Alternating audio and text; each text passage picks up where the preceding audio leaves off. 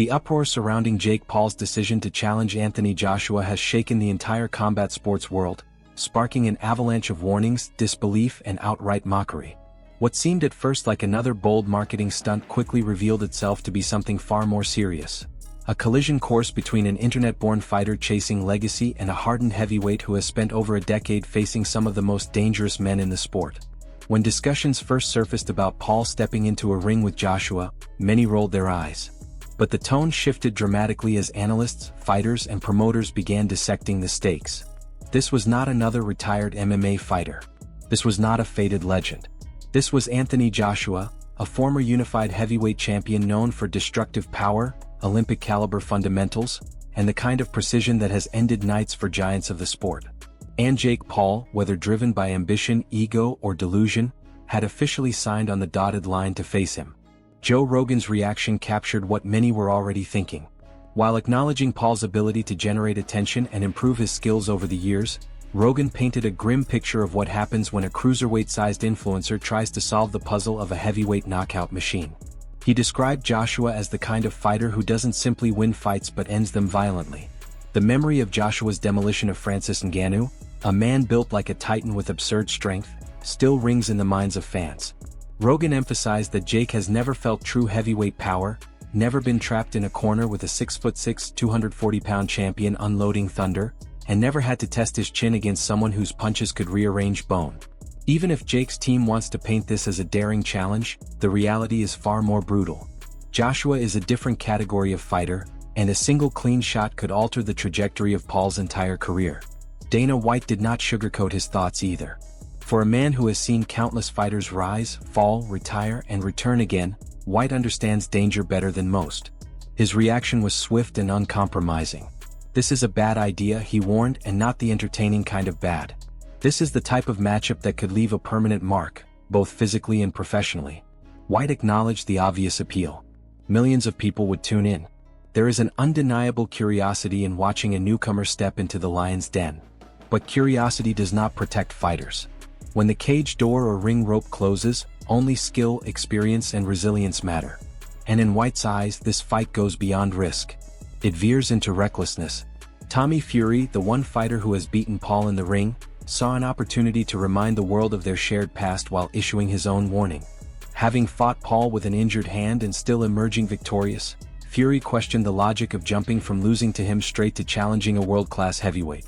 His message was rooted in brutal realism as he mocked the idea that someone who struggled to beat a lightly seasoned boxer could possibly survive against Joshua.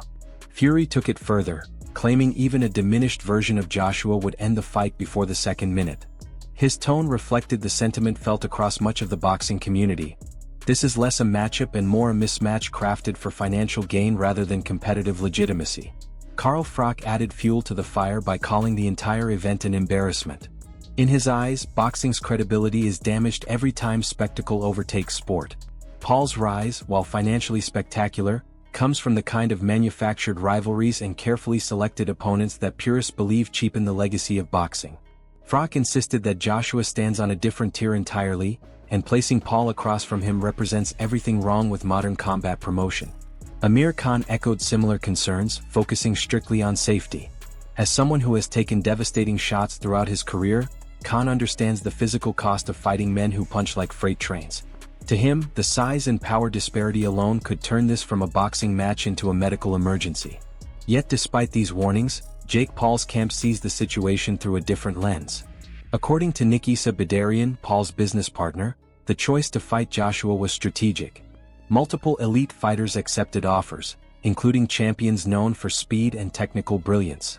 But Paul's team judged Joshua's style, larger, heavier, slightly slower, as presenting a unique opportunity. They view the matchup not as suicide, but as a high-risk scenario where the right plan could create history. They argue that facing smaller, more polished fighters leaves less room for error, whereas facing a heavyweight, even a dangerous one, gives Paul a chance to surprise fans with a big moment. In their view, this fight is the perfect storm of risk and reward. Still, the experts remain unconvinced. Joshua may be recovering from a knockout loss to Daniel Dubois, but the heavyweight division operates under rules that smaller fighters rarely experience. Dubois, who dropped Joshua, is a natural heavyweight with an exceptional ability to generate power. Paul, by contrast, has fought opponents who weigh far less, move slower, and lack the kind of precision found at the elite heavyweight level. Analysts argue that Paul has never endured a round against someone who could end the fight with a single punch, nor has he been pressured by a fighter capable of maintaining punishing pace across 12 rounds. From this perspective, stepping into the ring with Joshua borders on a dare to fate. Public perception has added another layer of complexity. Critics warn that Joshua gains nothing from this fight. If he wins, the narrative will say he beat an inexperienced celebrity. If he somehow loses, his career collapses overnight. For Paul, the stakes are equally precarious. A devastating knockout could stunt his momentum, damage his long-term health, and turn his boxing career into a cautionary tale. Yet the promotion pushes forward, fueled by controversy, spectacle, and the promise of astronomical pay-per-view numbers. As tensions rise, fighters like Ryan Garcia and David Haye have stepped in, painting dark images of what could happen if things go wrong. Garcia calls it the worst possible matchup. Haye warns that Joshua's power could put Paul in a situation where paramedics may be required within seconds. Ariel Helwani stresses that boxing is unforgiving and that careers, and lives, can end with a single miscalculated moment. These warnings come not from places of malice, but from experience and understanding of what heavyweight boxing truly means. Through all the noise, Jake Paul maintains unshakable confidence. He continues to promote the fight as his defining moment, showcasing his usual blend of bravado, humor, and determination. He acknowledges Joshua's experience while insisting that this fight will shock the world. Whether fans see it as courage or foolishness, one thing remains certain. On December 19th in Miami, a collision between media spectacle and legitimate heavyweight danger will unfold under the brightest lights Paul has ever stood beneath. What do you think of this matchup?